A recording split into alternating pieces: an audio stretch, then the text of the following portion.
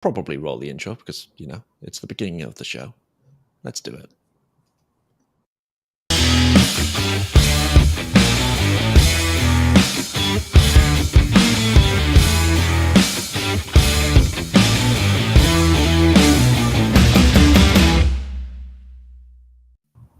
Oh, I still love that intro.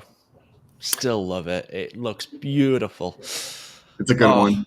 It's good to be back with other people, after last week where I was on my own. You two abandoned me.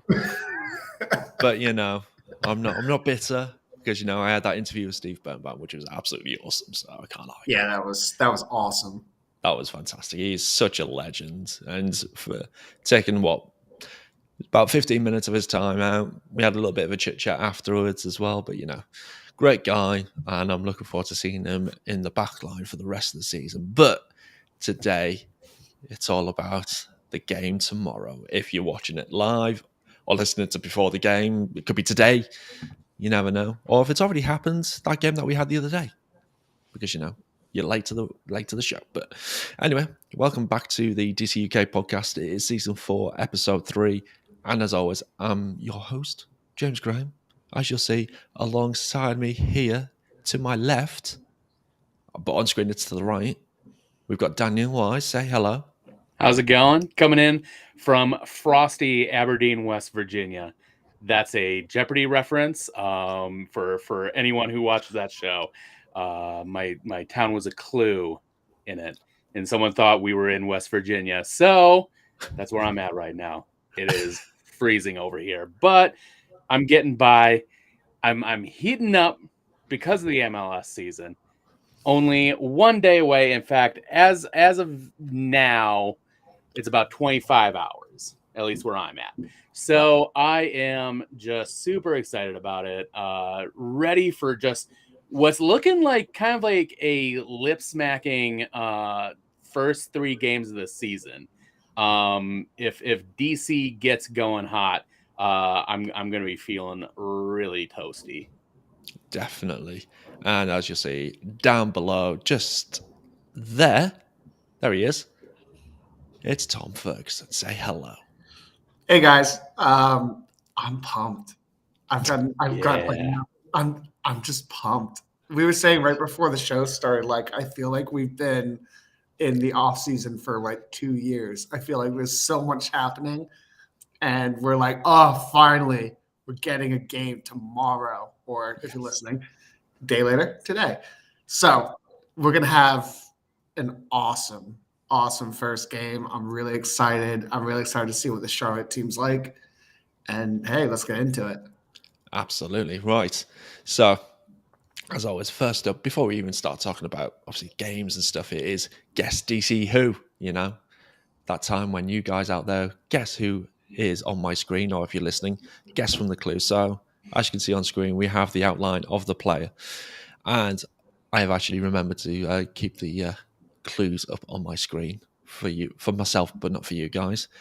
This player is a former player. He's retired. So you're going to have to put your thinking caps on into the deep, dark depths of MLS history. He is Argentinian.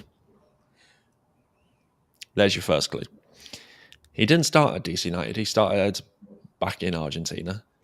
And he moved to DC United in his prime. So he was... I'm going to work out some maths here. He was 30 years old when he moved to DC United. Or around 30 years old. 29, 30. So he was getting on a bit. But it wasn't his only spell at DC United, because he moved to another team and then came back. And then he retired at the team where he started his career.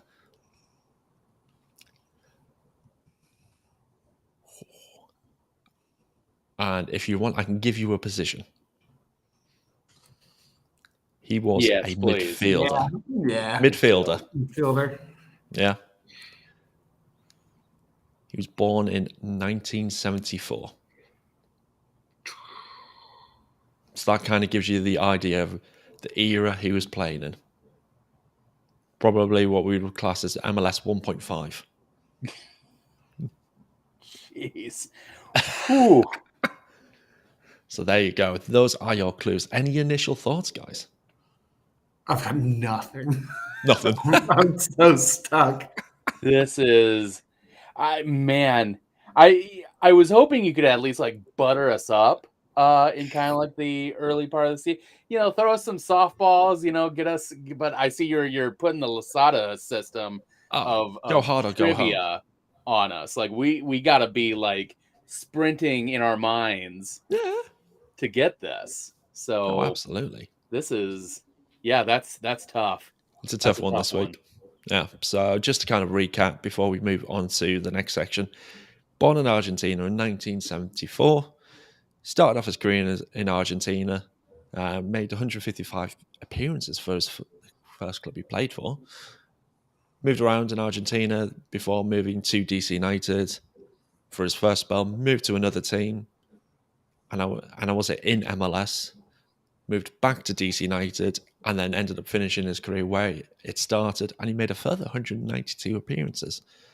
He played 706 times in total throughout his career and scored 180 goals. That's an Iron Man right there. He's had a cracking career. Yeah. Let's put it that way. So there you go. That is Guess DC Who. Did he play for a lot of different MLS teams? No. No, just DC. One other. Where's your mind going, Tom? Where is it going? I'm thinking of I can't remember his last name. Diego Maradona? No, it's not him. Maradona. There's what it was like. It wasn't Senora. It wasn't. That was not the last name.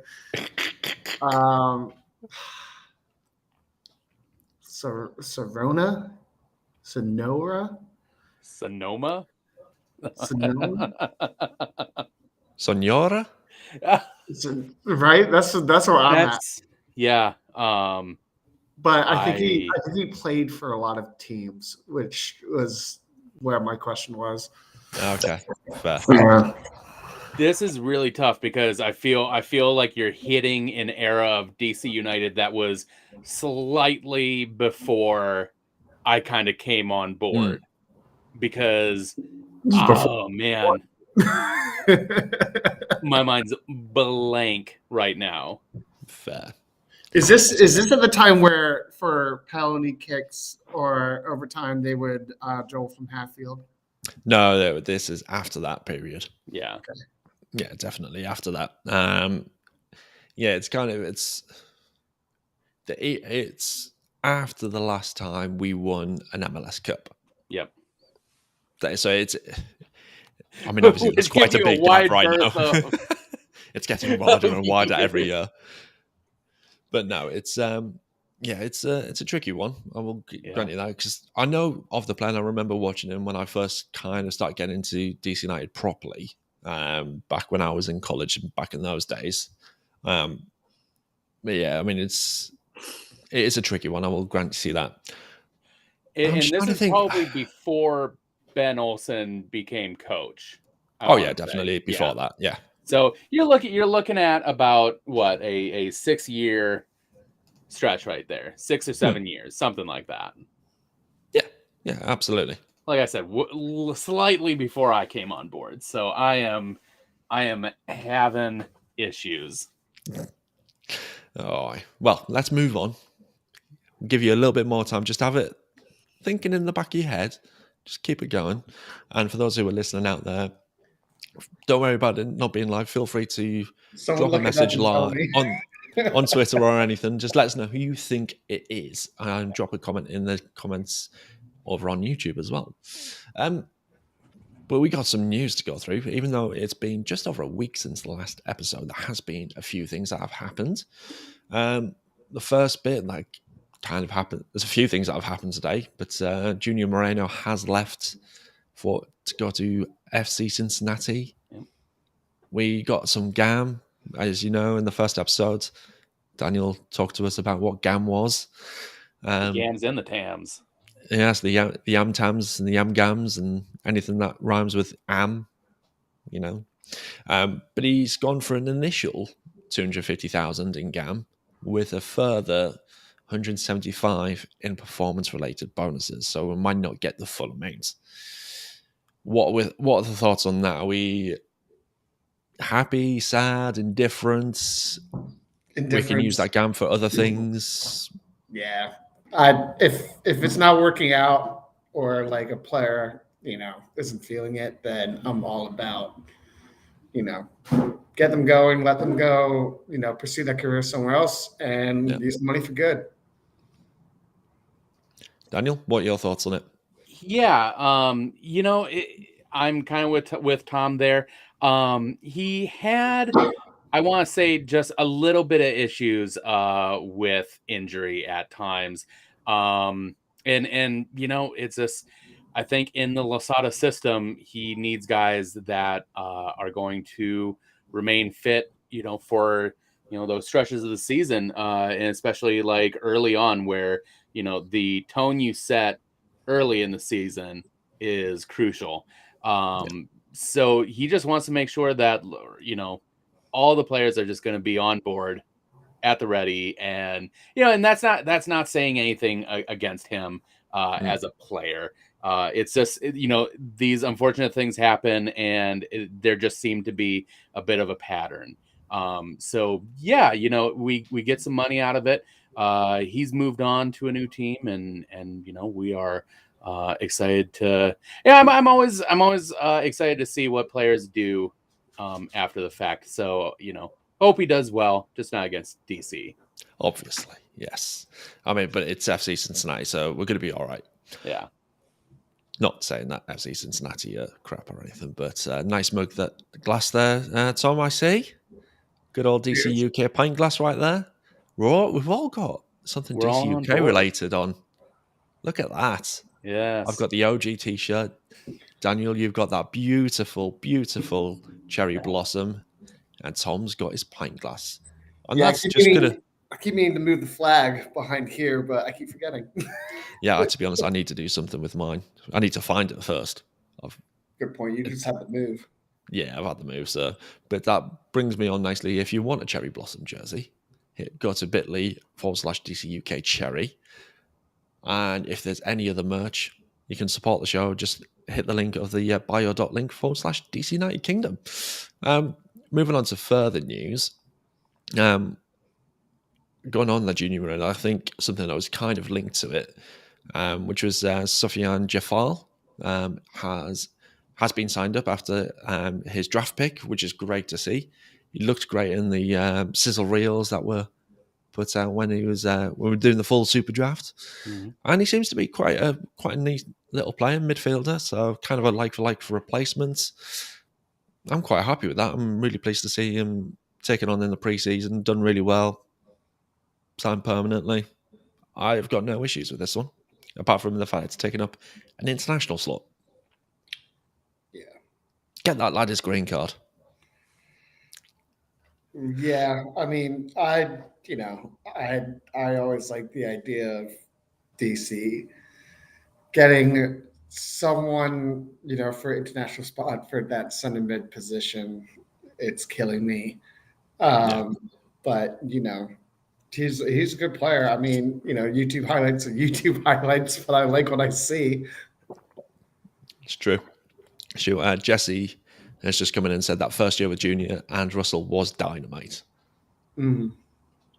And to be fair, Junior is a good player. Yeah. Yeah. But in the system that we're playing, he's very similar to Russell. And our system just doesn't allow for it. So I think with Moses coming in and the actual responsibility he's going to get this year, I think Moses is going to be that more attack-minded player, and he's got a great pass in him, and I think it will be a good combination with Moses and Russell in that middle. Yeah. And hopefully Jafal will come in and mop up when needed, like Drew did last year. I know there was a lot of hate on Drew in our group. And good old Scundy, but, he did a job, and there wasn't really much wrong with him. He was there, and he was more of a utility player. You could put him up front. You could probably put him in goal. Would have done better than Kempen. But we're gonna find out that Kempen is the main DC9 player that listens to this podcast. Oh no! So Oh no! Please don't tweet Kempen. Not right now. Anyway, other things that have gone on. We've hired a new head of goalkeeping and Diego Restrepo. Didn't even realize that was happening. So it's good to see that. I think wasn't Zach Thornton left, didn't he, recently, if I remember rightly, which is why we brought him in. There was a couple of things I wanted to leave till last, which were higher up on our news list, but other things that came out today, which was the fact that we've announced a broadcast agreements with iHeartMedia. So the games are going to be broadcast on 104.7 Wonk FM. Thought I'd give my best radio impression right there. Both the Spanish and the English commentaries are being broadcast at the same time as the normal broadcast. So you're going to get Dave and Devon over in the English side and Moises Linares for the Spanish commentary. So that's pretty good. More ways to consume DC United. And especially if the commentary goes when the new media deal goes through, we've still got ways to listen to Dave and Devon and Moises. Sure. So that's good. But there's two things that I want to go through on here. The new kit came out. What do we think? Have we bought one? Because I know I have, and it's still saying April 13th for delivery. I forgot about that. I am not happy about that. And I can't cancel it because I've customized it as well. So I can't cancel the order. Oh. So it's not like I can just go cancel it, get one of you guys or whatever to get it and then ship it across. No. I would have just gone into the club store, bought it, and just sent it to you in the post. I was just like, I need it. I didn't think about it. I would have thought it shows as processing. You think you might be able to cancel it if it's still processing. Yeah, right? No. You should reach out because I feel like they're sending those things out. Yeah.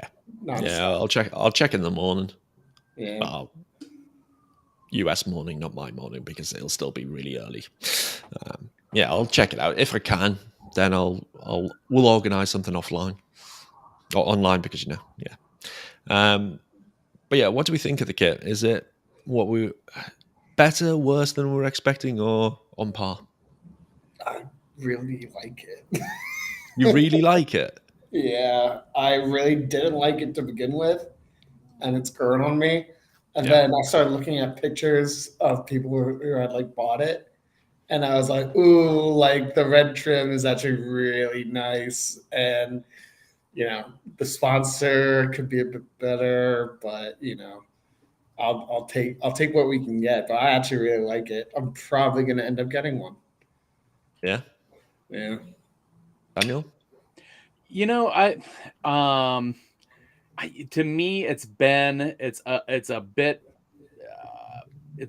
plain, and I don't know, for some people, they like the clean, simple kits, and it for sure is better than a lot of kits that have been experimented with in the league, like those glitch kits that were out a couple years ago, especially that New York Red Bulls kit. But there's worse they could do with it, and there is kind of a story behind it, and I support that. But one of the kits that I like the most is was it that 2011 or 2012 kit?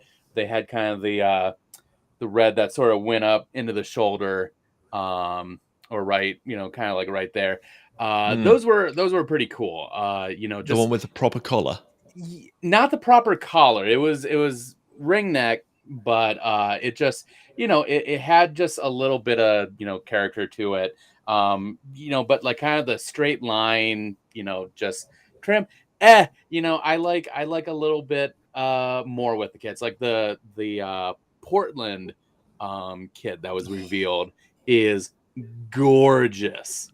Yeah. And I'm jealous and almost would want to buy that as kind of like almost kind of like as a fashion piece, because there are certain kits that are made and are gorgeous as sort of, kind of that sort of street fashion type of sense. And not saying that DC needs to go that route, but yeah, I don't know. I've seen worse. The Manchester United picnic print that they had back in 2013 strikes me as a particularly awful kit that came out. And so if anyone stays above that level, that to me is good. The worst kit I've seen was the Man United grey. That grey away shirt. Jeez. Yeah, that was like the warm-up kit. I remember they were playing Southampton and the game wasn't going their way. So Is it ever? Well, I think they were saying that because the grey, the players were having issues with their eyesight. So Sir Alex got them to change into the traditional white and blue away kit, and then they went and won. Yeah, I think that's how it finished. But I think my least favorite is the zebra from last season. Oh, that was pretty bad. Hold on. Oh no, you haven't got one. I think he has, hasn't he? Whilst we're waiting for him to get there, I'm going to say, if you're not happy with the DC United shirt, get yourself a cherry blossom. I'm going to throw that, and then look at what Daniel's wearing. It's gorgeous. Yeah. Now, this is a gorgeous piece right here. Yeah. And it's beautiful. It is, yeah. When you sort of like with the trim, and especially like I want to say it's sort of like the white stitching that's around it. Is just a nice, tasteful bit of contrast, and I like that. So, yeah, no, this is beautiful. I love it. What isn't beautiful is the zebra chevron. It's so bad. I had to get it because I was like, this is so ugly. And look, and then it doesn't continue. This is when Cavani was a 7. For 6 months. Yeah, that's a horrendous kit. But my personal favorite is the Chinese New Year. Okay. Huh? Wow. Yeah. And it's just it just has dragons all over it. Okay. Fair. You would never wear it in a game, but yeah, no. that's a fun one. Yeah, I think my favorite one, and it's not even a proper shirt. It's the Pride's training jersey that we did a few years ago. Yeah, that was cool. That was a very, very cool. I need to wear that for one of the podcasts at some point because that was just absolutely fantastic. I didn't actually mate there. Oh no. I need to start asking my friends to support me. My personal favorite kit back in the day, and I got it around like, when did I go to London? I think it was maybe 2007 or something. They had this kit that was dedicated to Herbert Chapman. Okay. The old boss there, and it was gorgeous because it had the maroon kind of around the neckline and just like a gold touch around it. But it was white, and then on kind of like across it was sort of like handwriting. It was something. It's like it was dedicated to the coach, and it was sort of had this like faded like cursive handwriting on it. It was just like beautiful, beautiful piece, and I ruined it because I messed something up when I was washing clothes, and so the maroon around the neckline and then at the sleeves bled in to the shirt, and I was like, no. That's the worst. And I got it in London at the Emirates, and I was like, this is killing me right now. And it was such a good little keepsake, and I'm so mad that happened. That's one I would have kept forever, but that was a good one. I hate that with kits where like sometimes if you put them in the wash, the last name or the numbers can peel off. That's my big thing. And of course, the jersey that happened to me with was Ibrahimovic. So, and Ibrahimovic is quite a last name. So I had all these little like little letters getting peeled off in the back. It was so annoying. No. So yeah, it's like it's useless now, but That's oh, well. brutal. That is brutal. Right. Anyway, let's move on to.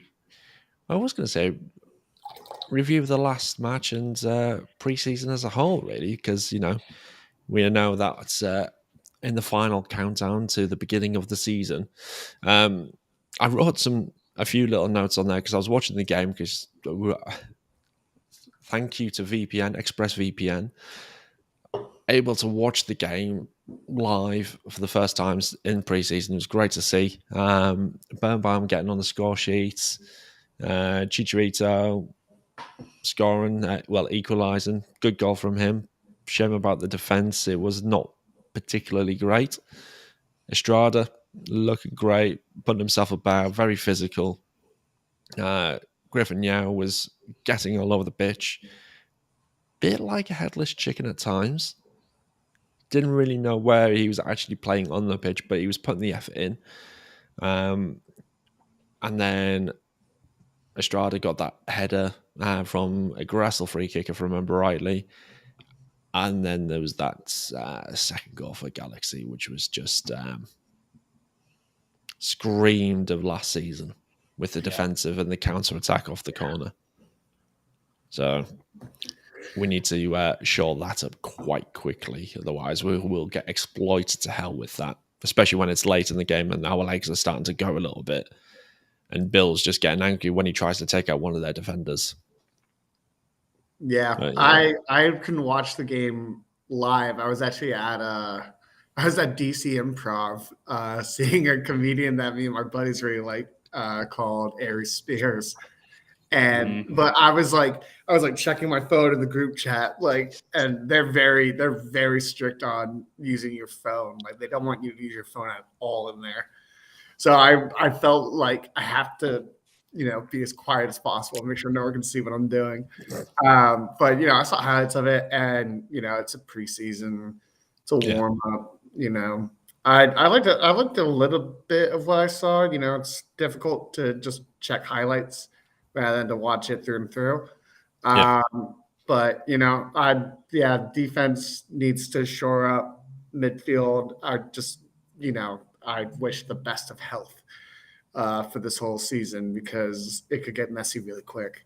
Yes. So, here's hoping. Yeah. And then preseason as a whole hasn't been horrendous.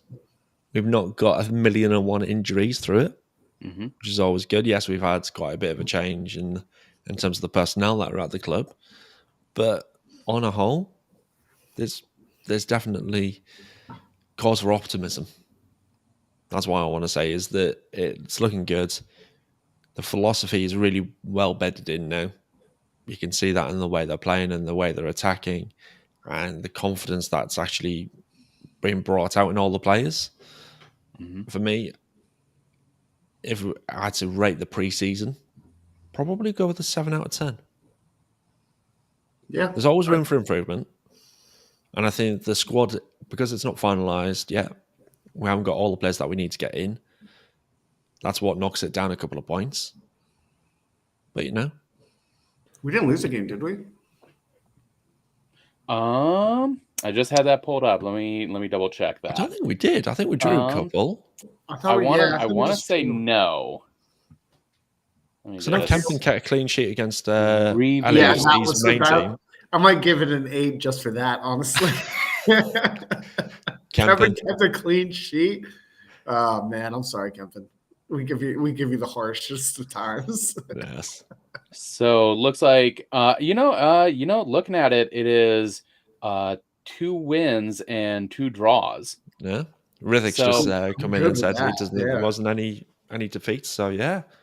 I want to say those wins came against teams that I would say are definitely beatable, between Miami and LAFC.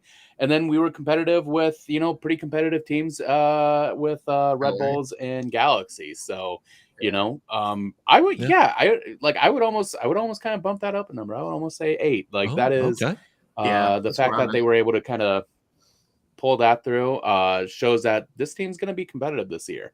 Yeah. Yeah, Yeah. what was the prediction for us? Was 10th? 10th. Yep. That's Yeah. If you look at the MLS I hope analysts, I hope Lasada has that on the wall. Oh, And absolutely. Oh, you know he does. He's yeah. like, for this is sure. what they said. They said 10th. Well, someone said 12th. Yeah, no. I was just like, what? Honestly, I Clearly, don't know what they were clearly. smoking and drinking. Yeah. That was that was Andrew Weeby. So Oh, there you Oh, go. jeez. yeah, There you go. Weeby. confirmed hater. That's Yeah. But I said It's like, they it's all. like Jimmy Carragher on Man United. Like, all right. It's like Gary Neville on Man United at the moment. Yeah. yeah. He's having, But yeah. he's having a good time with it. Yeah.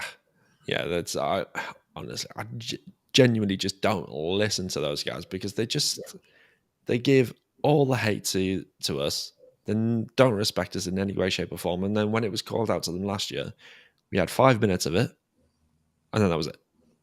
Yeah. Yes, we didn't make the playoffs, but you look at what the cards that Lasada was dealt with last year. Brand new team, 16 players out injured at one point. Mm-hmm. Yeah, that's fun. Trying to bed in a brand new philosophy when you're in a club that's been with the same head coach for 10 years, it's not going to happen overnight. And it's not going to happen in just the space of the season where it's last 6 months. That's not going to happen. Yeah. So, yeah, I think Lasada deserved a heck of a lot more respect. And I'm amazed he's still not getting it. Really, it amazes me that he doesn't, but then it doesn't surprise me because they just seem to be up the rear ends of all the Western Conference teams. Yeah, it's a lot of hot air they're on. Yeah.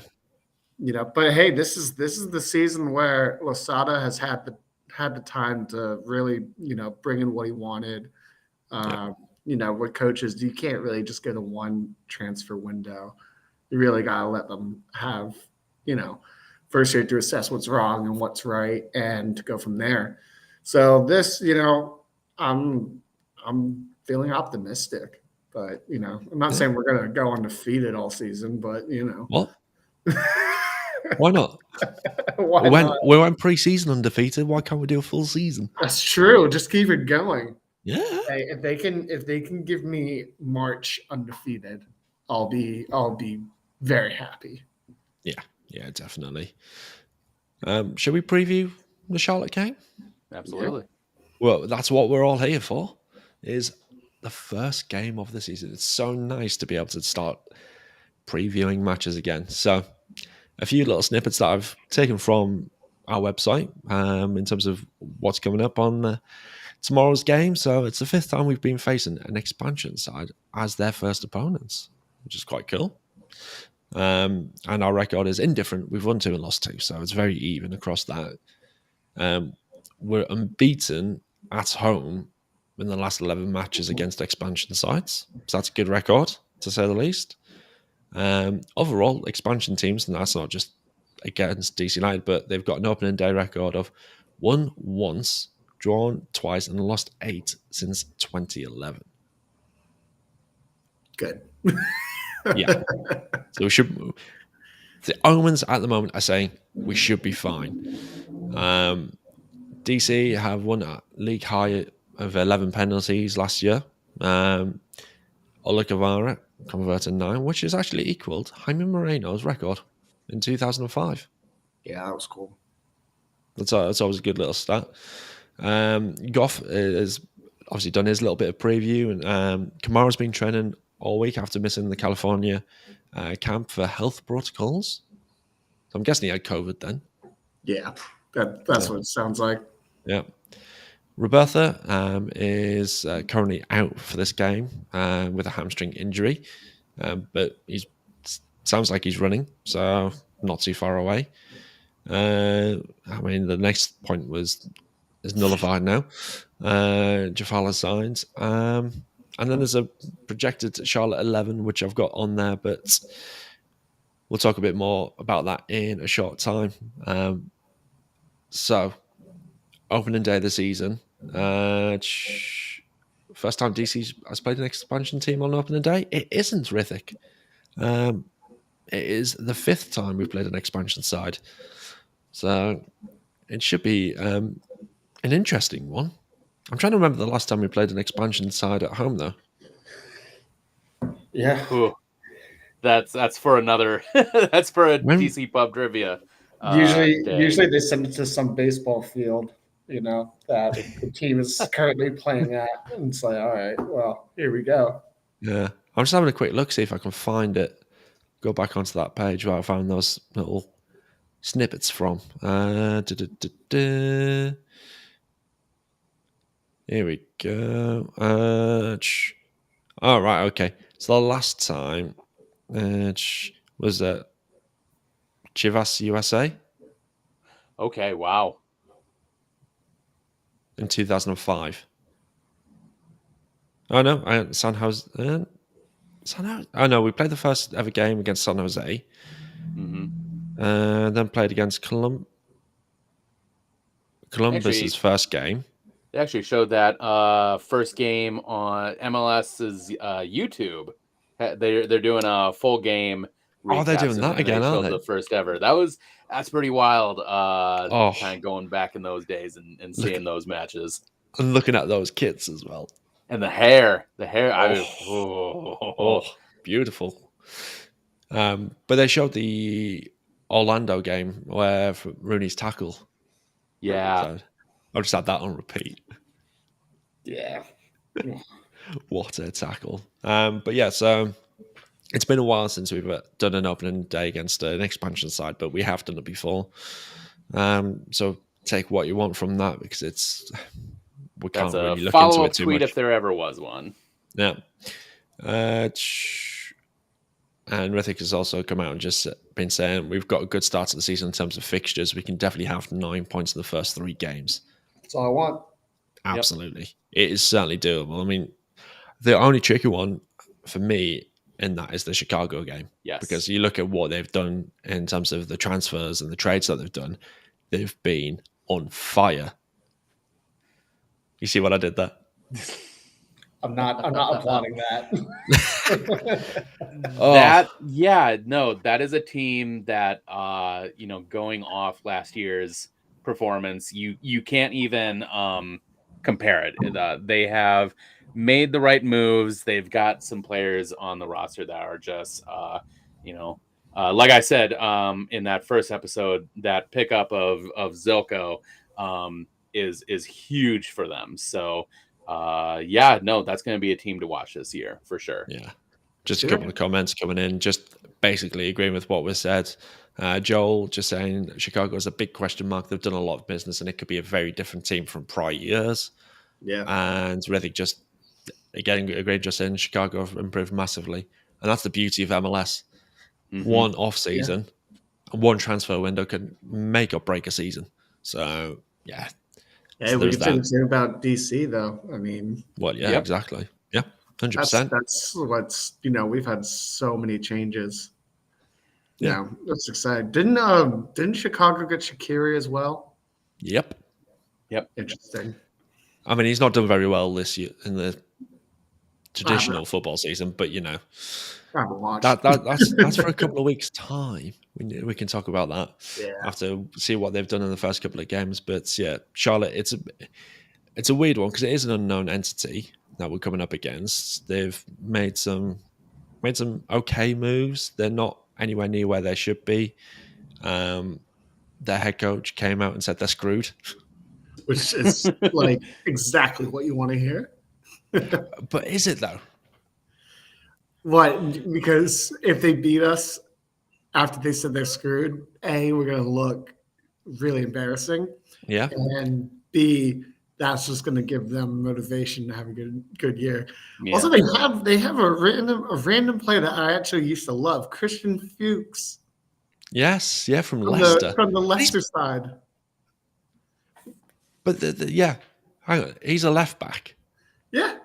And on the preview that I've got projected Charlotte 11, he's playing at right back. Yeah. What the heck? An inverted winger? I bet he's captain. Yeah. Strange. I bet he should be their captain. Yeah. I lost my train of thought there. But bear in mind, a couple former DC United players, Yes. Yordi Reyna and Joseph Yeah. Mora. Those, well, and with Yordi, he's a quick guy. He's inconsistent, and that was kind of like a main kind of stick I had about him last season. Was he made excellent runs, and he has the ability, but the headspace was always a question mark. And at times, where he would look good 1 second, as soon as the ball got to him, sometimes it would almost kind of be like a short circuit. Like it's just he would look so fluid, so good, and then it just would drop. Was he the Ola Kamara we were expecting? Kinda, yeah. I mean, they both, aside from Ola's huge string of, goals, they were both at times. It was very frustrating watching them because you saw the flashes of ability and talent, and it would fall apart. So that was just one of the big, between the back line and then the attacking, those were just huge points for me. Yeah. I mean, we could particularly go through what their projected 11 is going to be. So you got Kalina in goal. Mm-hmm. Apparently at the right back, you got Christian Fuchs. You got Guzman Corujo? Jed and Lindsay, I can pronounce that one all right. Joseph Mora at left back. They've gone for a 4-4-2, my favourite formation. Jordi Alcavar on the right. Alan Franco and Sergio Ruiz in the middle, with Chris Hackett on the left. Then Jordi Rayla and Mackenzie Gaines up top. There's not really, apart from Fuchs, there's not really any big names there, is there?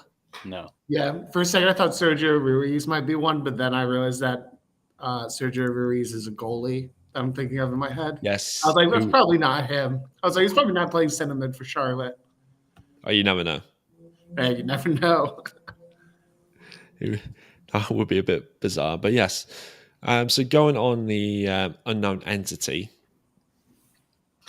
it's time for the first 2022 score predictions. Now, are we putting up stakes this year? Are we doing anything in terms of stakes? Stakes that you're not going to follow through again? Yeah, absolutely. After I win, I thought that was nullified after Middlesbrough beat Man United. I don't even remember that day.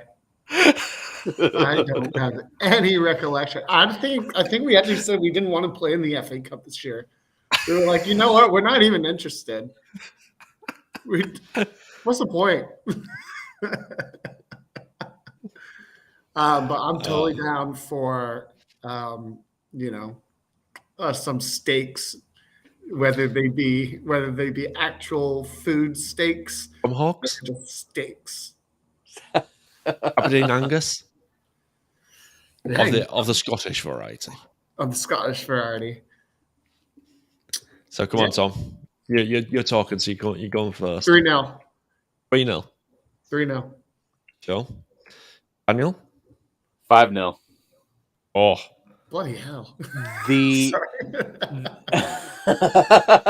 Look, all right, with just how much speed DC is lining up on that right side, it is going to be a massive handful for Mora, for that entire back line. I want to say that, between Nahara, Gressel, and Perez, that's going to be a nightmare. Not only that, but you've got Shreddy Eddie taken up on the left there with Smith as well. I'm very interested to see just sort of how Birnbaum and Pines kind of partner up, when the attack starts to press. The communication is going to be key there. And, as I said in kind of a reply to a question, I'm going to be seeing just, keeping an eye on just how much, some wayward forwards find a seam to make a run and get behind that line. But I just don't think that's going to happen. Between Birnbaum and Pines, I think they've got enough. I think definitely Pines has the speed, but Birnbaum has the wherewithal to play smart, play, great defensive football. I think, with Knuth, I think Nyman, like you guys said, he's going to be pressing up further, and Knaus will be sort of playing that holding midfielder, and then Smith and Gressel will just, be flanking like crazy up that left and right side. So I want to say, like, this is going to be a fun game to watch, and maybe five is a tall order. But as someone last year who looked at that season going into it as an absolute nightmare scenario, I think this team has come such a long way. I want to say this is going to be a breakout year for Flores. I think this has to be a breakout year for him. He needs in by all accounts, sort of what we're seeing, I think he's physically ready to handle this now. And I'm just really excited to see what happens. So 5-0, that's my answer. I like that. Cool. Before I go on to mine, I know what mine is because I've already said it in the Discord group. But Rithik has come out and said 2-1 to DC. Flores and Estrada goal scorers. I mean, I'd love to see them both score. We've just had another one come through as well. Akash is saying 3-1. Again, I would take that. And Joel is just piping up with, I think Flores is going to give us more of what we've seen. It's a shame, but I don't think he has it in him. Now, fair. I mean, yeah. If you're going based on what you know, and that's all you can do. You can only make predictions based on what knowledge you've got. But from what I've seen so far since the season ended last year and to now, he's played well internationally. Yeah, Peru's been great. He's played well for us in the preseason from the clips that I've seen, and obviously the game against Galaxy. He showed flashes of brilliance there. I think, I don't want to say he's going to be MVP. I don't think he's not going to be that level, but I think he's going to be one of our top players for this season. So on that, and just before, I was about to give it there, but a Malagrau, 2-1 Flores and Perez. Okay. To that, I'm going to go 4-0. All right, 4-0. I don't. Yeah. Yes, I love it. Remember last season when we were going like 1-1, 1-1, 2-1 maybe, maybe 2-1, yeah. Now it's like 5-0. No, I was calling losses last season. Yeah. I was not afraid to throw those out there. So, which ultimately worked out for me. I've yet to reap the fruit of that, but it worked out. Yeah. You look at Joel's little prediction here. 3-0 Yao hat trick. If Yao gets a hat trick, I'll buy him a jersey. Honestly, I would be here. I will do a handstand if Yao gets a hat trick. Why not? I will fail it. I will record it. Trying to do a handstand right behind me. I can't even point when I'm looking on the camera. Back there, you'll see that happen. He's putting on $5. Oh wow! Is that $5 in XDC coin, or is that $5? That's a very good point. If Yao gets Akash, this is what I'm loving. The chat is now kicking off here. Yeah, the chat is going very well right now. If Yao gets a hat trick, I will get a Yao jersey. I already have one. I'll get another. Fair. That'd be a cool jersey. Yeah, absolutely. I can't wait to get mine. It's got DC UK on the back of it. I will come on to that next question when we get to the fan questions, actually. That's just piped in. But yeah, 4-0 for me, a 3-0 for Tom, and a 5-0 for Daniel. Look at that. I never thought I would be the conservative one for this. No. Just quickly before we move on to Daniel's MLS 101, Any quick fire season predictions, playoffs or not? That's what I'm just going to go with. Tom's a yes. Daniel? Yeah, but squeaked in. Squeaked in. Okay. Yeah, I'm with Yeah. Tom squeaking. I'm going to say top 3. Ooh. Woo! Ooh. All right, well, I hope Yeah. I'm wrong and you're right. We're going to get a home tie. I would love that. Oh, the last home tie I went to Yeah. was pretty awful. It's pretty depressing, but Yes. yeah. Hey, I'm all for extra footy. Yeah, and some comments coming in just saying, yeah, playoffs definitely. Thumbs up on that. Cool. Right, Daniel, it's time to play your intro. You ready for this?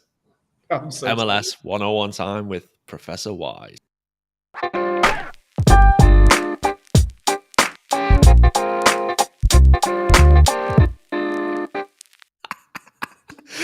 I think that's good. I love it. Right, Ian, let's just move Daniel up to the top there. Take it away. You've got 5 minutes. 5 minutes. Now, when I put out the link for this show just before we came on, I said I was attempting to break down the entire MLS roster rules and regulations into a 5-minute breakdown. And just to let you know, the page itself is so dense and inscrutable. I am going to miss things. I am going to mischaracterize things, and I am going to be maybe a little iffy on some of these facts here. But I am kind of breaking down a lot of these player categories and how rosters work in MLS. So just to start at top level, every team must have a minimum of 18 players on their senior roster. For this, they basically have it affecting the salary cap. So 1 through 18 plus an optional 19 and 20 must be under their salary cap. They expand out of that into 10 more roster spots.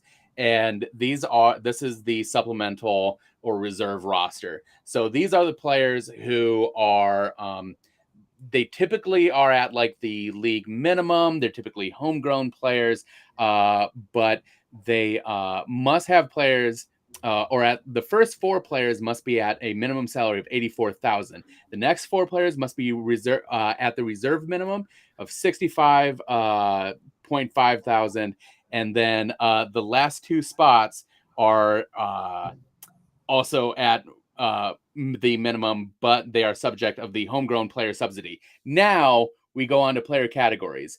You have domestic players and international players. Now, the thing is about MLS is that it's technically in an international league. So you've got Canada and the US having teams competing in there. So in terms of domestic players, they're kind of the same, but also not.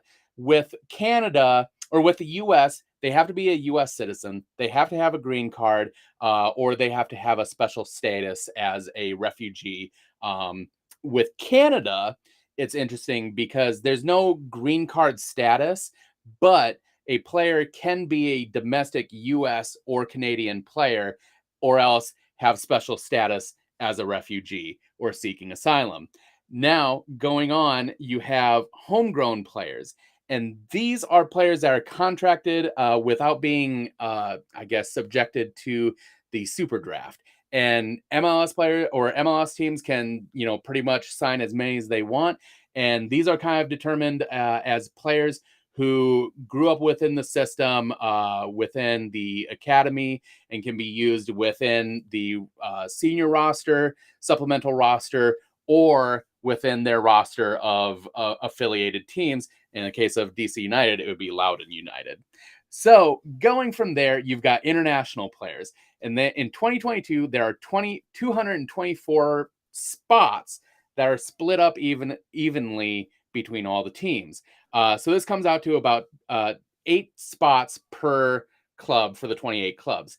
But these roster spots can be traded among the teams. And so some teams may have less than 8, some teams may have more. But international players are basically anyone outside of that green card, U.S. citizen, Canadian citizen, or the special categories. For now, there's a split off of that of international homegrown players who aren't U.S. citizens, but they came into the club at under 15 years old and have been with the academy roster for, I think, more than a year. So once they reach that spot where they can be signed to the team, they count as a domestic player. So going on from there, you have designated players. And these are players, they can either be, U.S., whatever. They don't necessarily have to be just international players, but they are players whose salaries go well above the senior cap, which is about, what is it? It's $662,000, something like that. And anyways, these teams can use their allocated money to buy down these slots or these salaries, and they get a certain amount of what's the number I am looking for of designated players. 3. You can have up to 3. Yes. Yeah. And they do not exceed the maximum salary charge. There is also a U22 initiative of young designated players, and these can be bought down to $150,000 or $200,000, depending on the age of the player. And those are young DPs. And then lastly, there's a joke that goes on every time this happens where an MLS club claims they discover a player. And oftentimes this is when a MLS club claims discovery on like a well-known international player. So, in effect, it's like DC said, we have discovered Wayne Rooney when they were going after him. And what this means is that at the start of the season, essentially all teams kind of create their wish list of players that they are seeking. And these cannot be domestic players. They cannot have played in MLS. They can't be underage academy players. They can't be U17 national team players. Essentially, anyone who has not touched the U.S. or has not touched an MLS team or is not a free agent applies to this discovery list. And from there, essentially, this is to kind of mitigate like bidding wars for players around the world. So you can't just have LA Galaxy and New York Red Bulls fighting over one player. This essentially says if LA, finds this player first, they can have right of first refusal. So if any other teams go at them, they can say no, essentially. And so that is how that works. I have broken down player types and roster spots and discovery in a very rushed and in no way comprehensible or comprehensive or comprehensible form. And that is Roster Spots 101. Well done.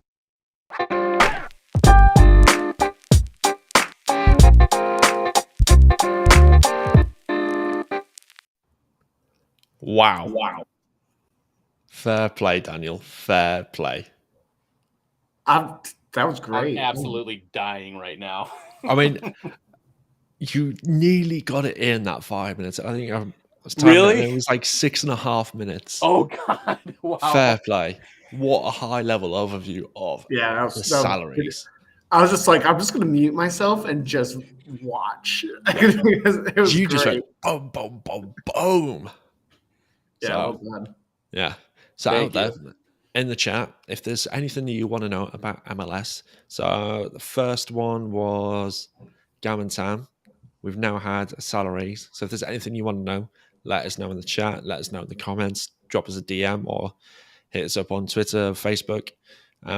We'll cover it. Professor Wise will cover it next week in a 5-minute slot with that lovely theme tune. We're getting towards the end of the show. We've got a couple of things left to cover. Which first up is the fan questions, so my favorite bit. And I'm just going to cover off the first one that's came up in the in the chat here, which was from A Mulligrow, and they've asked, "How do we feel about XDC?"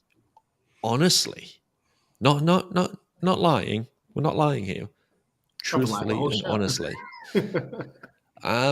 I mean, let's put it this way: I'm no expert on cryptocurrency or the markets or anything like that. I do know that they use up a lot of energy, and there was something. I think it was in the DC UK chat, which is just a nice little slot just to promote the DC UK supporters group. Just head over to dc9kingdom.com/membership. Come and join us. The chat is awesome, and what a time to come and join us right before the season starts. And there's free membership and there's paid membership, and you can buy yourself an exclusive members t-shirt, which I think, Tom, you've got. Yeah, I need another one actually. I need to update it. So I might have to buy another membership. No, it's on. You're on automatic renewal. It's fine. It'll when it comes through. That's when your t-shirt will come through. Brilliant. Yeah, So- I definitely need another one because I think I ordered like a medium and I'm not a medium anymore. Just let me know. I'll when it comes through, I'll ask you what size you need now. All right, brilliant. But yes, so come and do that. But yeah, honestly, let's have a thing. So XDC, the only other thing that I know about them is they are aiming to be negative, carbon negative net wise, which is pretty good, I have to say. When you think about cryptocurrency and you think they use more energy than the likes of Argentina as a whole, Yeah. I mean, it's that side of things is great. But then I don't know much about the sponsorship deal. I don't know the ins and outs of it. I just know there's been a lot of hostility behind it. There's a few people who have been a little bit peeved off by it. So this is more of an open discussion, really. So whichever one of you guys wants to take up next, your thoughts on it? yeah. I mean, I'm not super pumped about it. But I also support a team that used to have the Chevrolet logo. I'm used to not really liking what's on the shirt and kind of just dealing with it. It's more about the patch and DC United. So yeah, I'm not sure how many years we've got. We've got these. I want to say it was 3 or 2. I couldn't remember. $6 million, I think, is what the deal's worth, isn't it? Yeah. So I'll take it. Otherwise I'm indifferent. Yeah. Daniel. Oh God. I was talking to a buddy of mine who basically kind of gave the lay of the land of what's happening at Buzzard Point right now, and it seems to be kind of this wasteland of sports books and cryptocurrency. It's turning into this place where there's a lot of money to be made. A shirt sponsor is a shirt sponsor. It is what it is. But they are two concepts to me, that I can't stand being in sports and I know kind of in the UK, like, having sports books sponsoring shirts is very commonplace over there. Yep. And it's not so much over here. You've got FanDuel and whatnot really starting to get into that sponsorship game now that these are becoming fairly legal now in many states.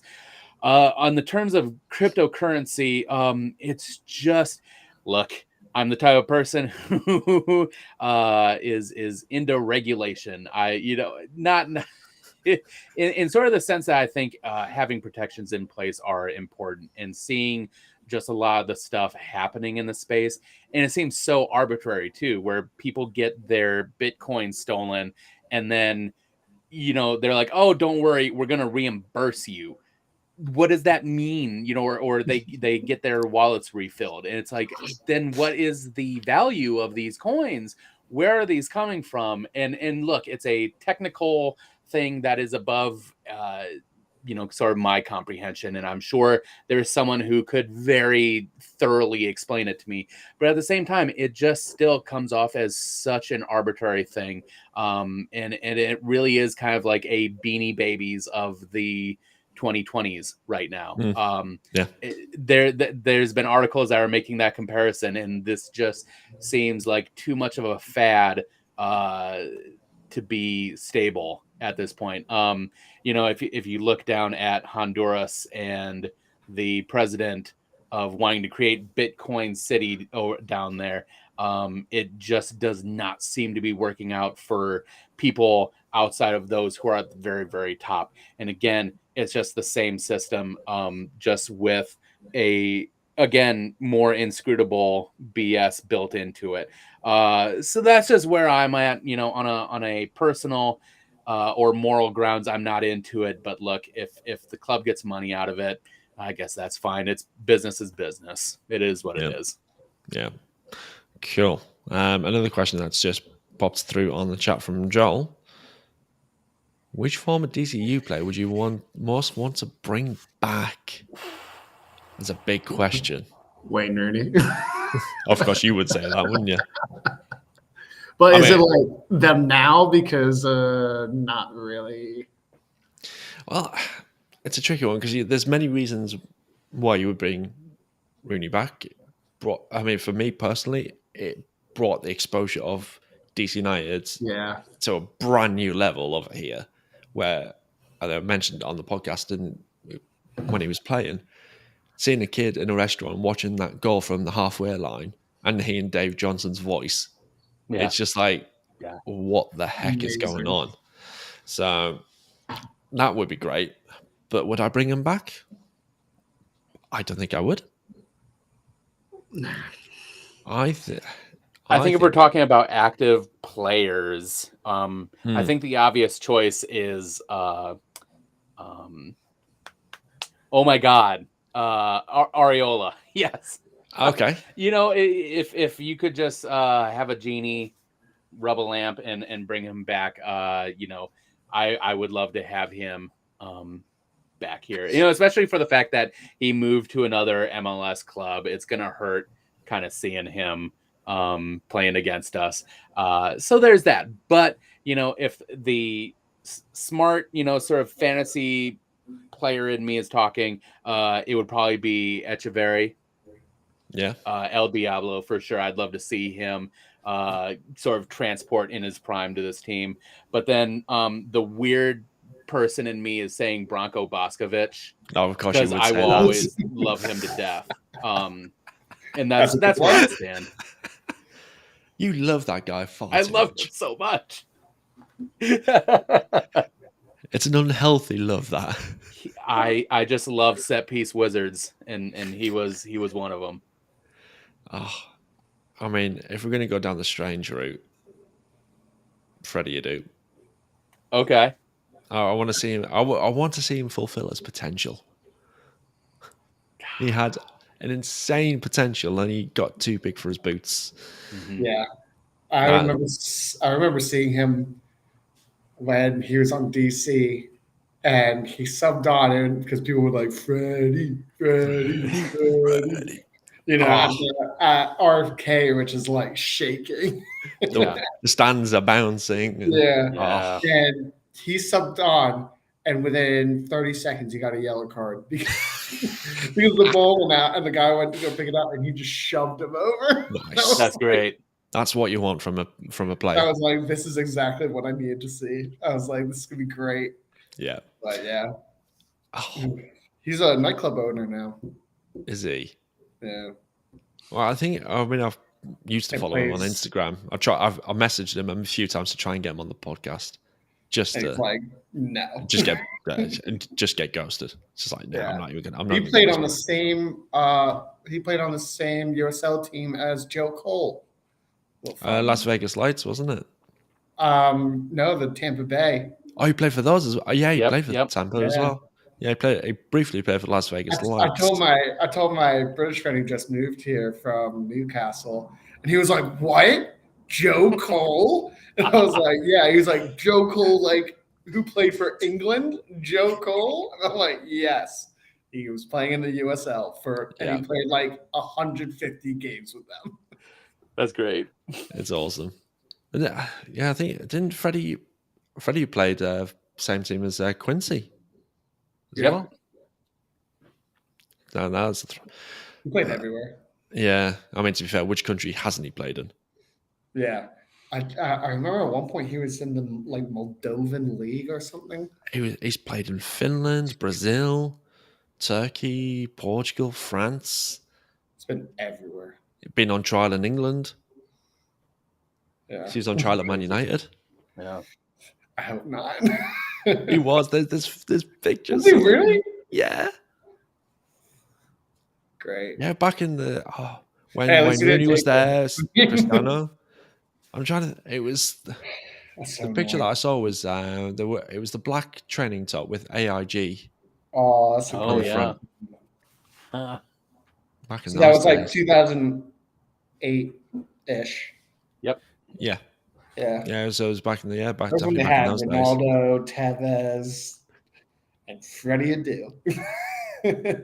He was a big name back then. Big name. Oh, right. Anyway, let's move on to some of the questions that came through earlier. So, first up, Beyond the Buzzards, or Frank, as we know him in the group. Any thoughts on a new broadcasting deal? Obviously, we spoke about it earlier in the news section. But yeah, any thoughts on it? Are we happy with it? I'm very happy with it. Yeah. I love listening to broadcast games on radio. I think it's fantastic. I wish they did it. Wish we got it over here from England more. I have to like set my VPN to be in Europe so I can trick them. But otherwise, yeah, it's great. It'll get more people involved. Those who are driving the whole day and can't, watch the game. That's a good alternative. So I'm happy with it. Yeah. Daniel, happy? Hey, a deal's a deal, and whatever helps the club. And I mean, it's better than who was that streaming platform we had? Flow Sports. Whoa. Yeah. Oh. iHeartRadio, it's the biggest, in terms of streaming and radio, like they are so huge here in the States. So just, that's great exposure. And hopefully it's a good long-term deal for the team. Yeah. Flow definitely. Sports. That's right. That's great.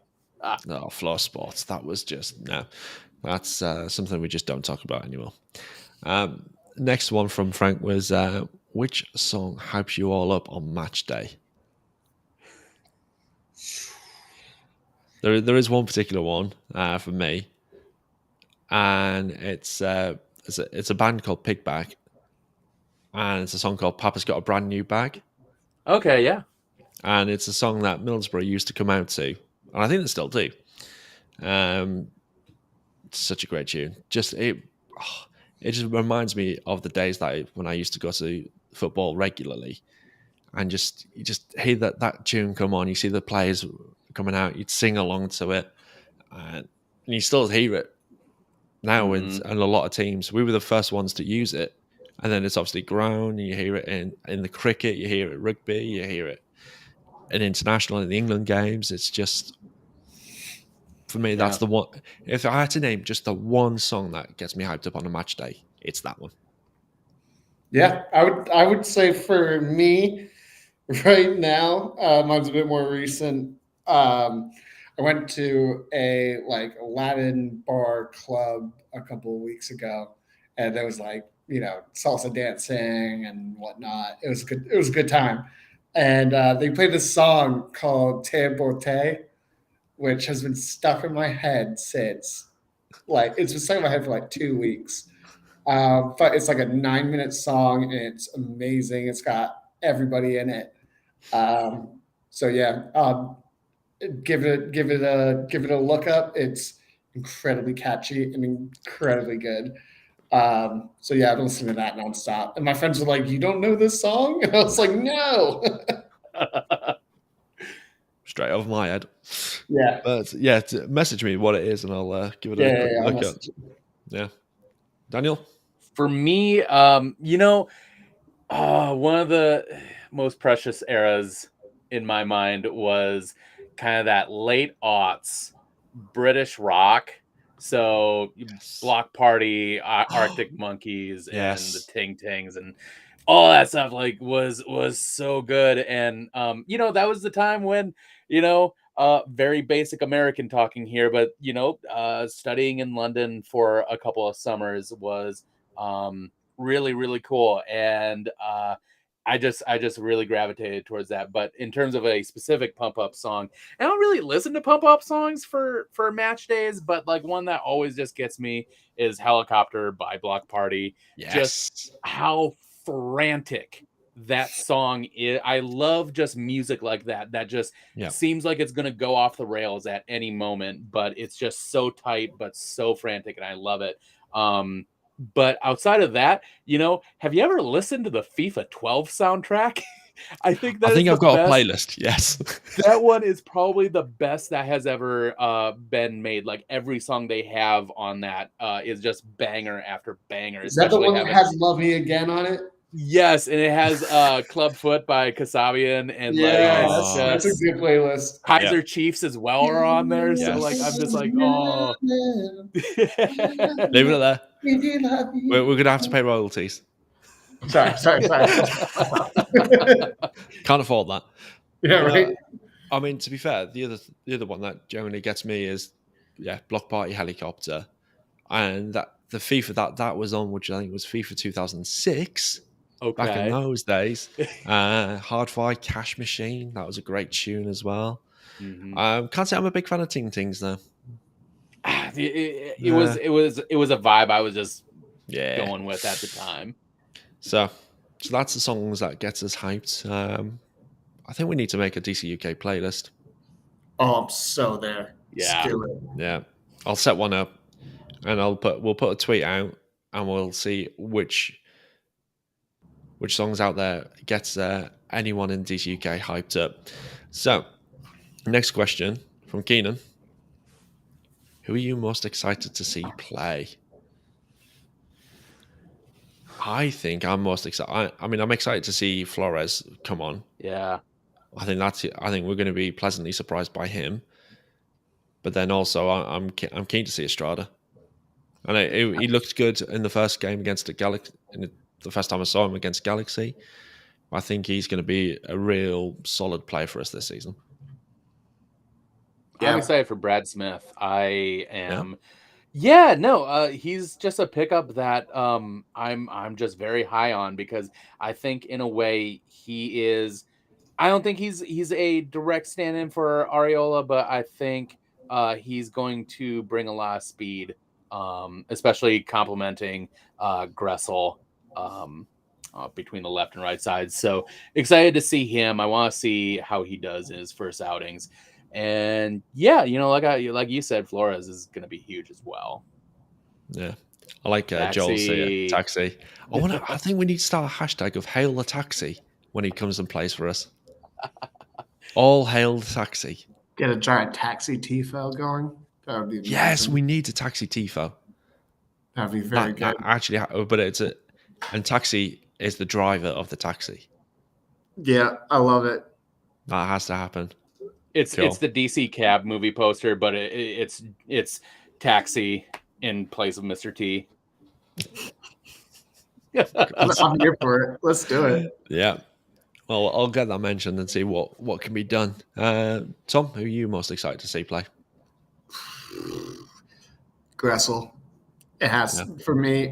It's just I think he's our best player, and I think he's getting better every time I watch him. So let's keep it going. You know, that's all. That's all I really got to say. I'm excited to see new players, but you know they can either be a hit or a miss. Whereas you know Gressel is pretty much his play is standard for day in day out. He's so consistent.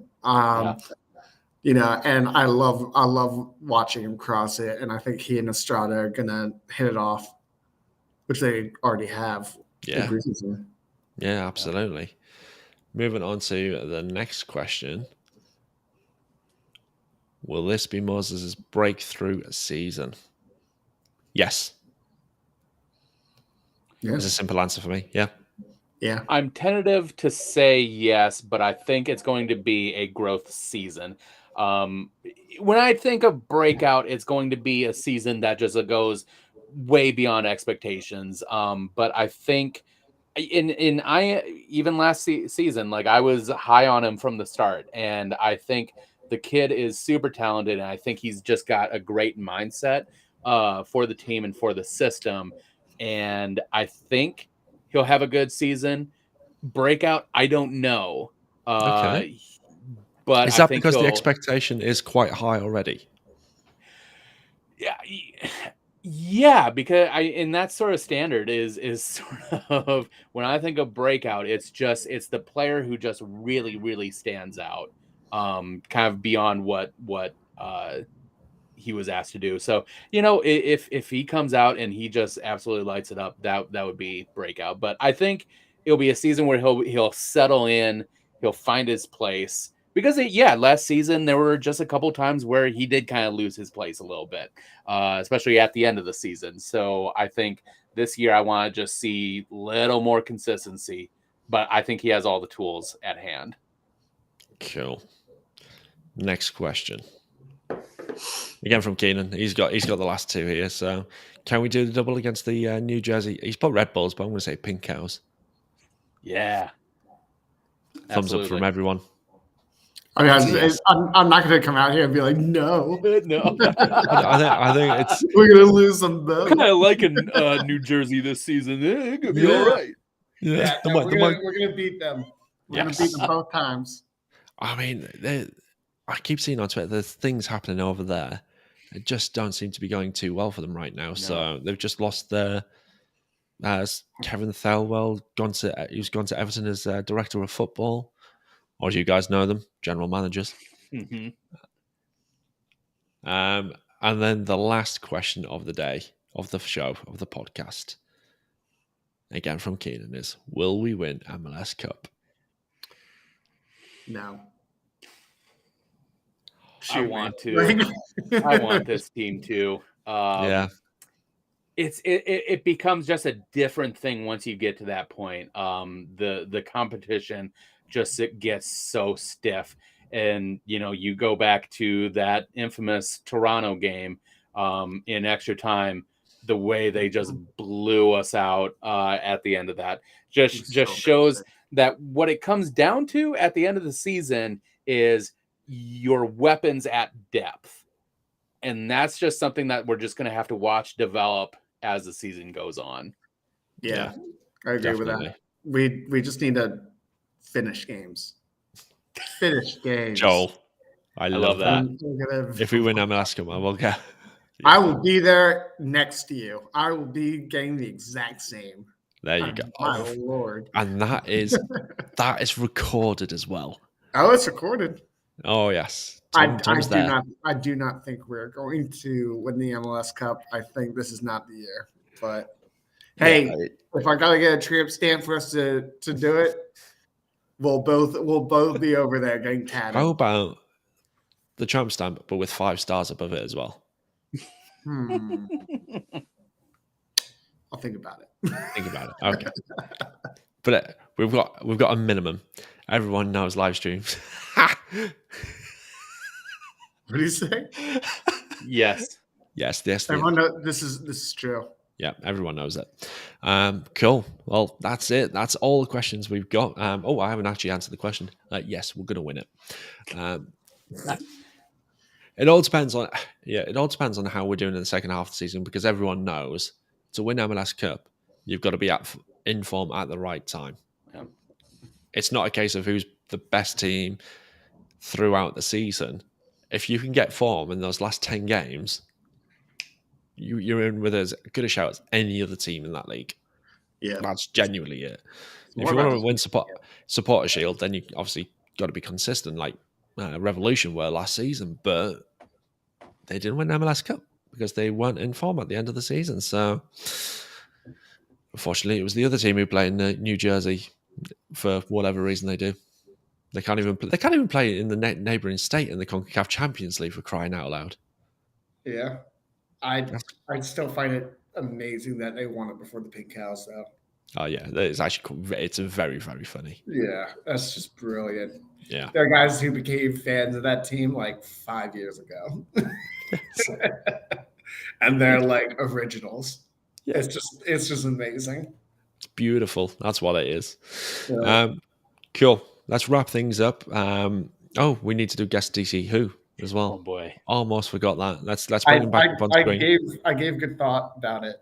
And I think so I remember that Senora Serrano, he was a defender. okay. Right? And then I remembered, because of course when you said Argentinian midfielder, I was like, Acosta. But you're like, he's born in the 70s. So I was like, okay, so like early 2000s, pre-Ben Olsen coach. I can't remember his name, but I remember his nickname. He was little Gomez, Gomito. Is that it? Nice. Christian Gomez. No, what's his name? Pull. Christian Gomez. I literally only remember him from his nickname. Yeah. And he was like attacking midfield. Yeah. And Christian Gomez. 2000s. Yeah, Nueva Chicago is where he started his career at. Then moved to Independiente, then Argentinos Juniors, back to Nueva Chicago, back to Independiente, then to Arsenal de Sarandi, then to DC United. Then he moved to Colorado for a season. Then he came back to DC United, then moved to Miami FC, and then finished back at Nueva Chicago. Damn. Wow. There you go. Well done. I literally just thought about all the Argentinian guys that have ever been on DC. Yeah. And those were the three. And did you get that, Daniel? No, not even. Like I said, I've been blank the entire time. Yeah. There you go. And that, I didn't actually see this comment come in, but Joel, I don't know whether you got that in time just before Tom said it, but if you did, fair play, well done. But yeah, that is it. That is season 4 and episode 3. Thank you, Daniel. Thank you, Tom. As always, Daniel, where can people find you? Find me at S Dakota Soccer, Instagram and Twitter. Yeah, and find me in the supporter chat. Always gotta shout them out. Join DC United Kingdom. Join the supporter group chat. It's a great time, and especially with this first game, I'm just so excited to be with everyone. Yeah, definitely. I think we need to get you a new social media handle though. Professor Wise. Oh, please do that. I'll look into it. Yes. Please do that. Professor D Wise, something like that. It's gotta be done. Yeah. And Tom, where can people find you? Yeah, you can find me at Snitch McCall and 2, which is on Twitter. To back up what's already been said, please come join us on the Twitter group. It's a lot of people from a lot of different backgrounds, and it's just a wonderful experience to chat with like-minded fans of this great footy club. Yeah, it is unbelievable. And for me, if you've somehow not following me on Twitter, DC United Kingdom, well done for finding the show if you didn't already. But there is Facebook and Instagram. We don't have the chat or anything like that on there, but the postings go out. So if that's your preferred social media, at DC United Kingdom FC. As mentioned already, there is that support group, which is dcunitedkingdom.com/membership. Get it done now. I might not get it done in time until tomorrow morning, my time. So don't worry if you're not in there straight away. It's all done manually. It's not automatic yet. If you want to buy that jersey, that's Daniel is proudly wearing right there. Just head to that link, bit.ly/DCUK Cherry. And don't forget to subscribe to the channel and give this video a quick like because every little bit helps. So that is it. Thank you both again for coming and joining me after missing out last week. You were sorely missed, but let's end it. Let's say until next time. Vamos United. Vamos United. Vamos.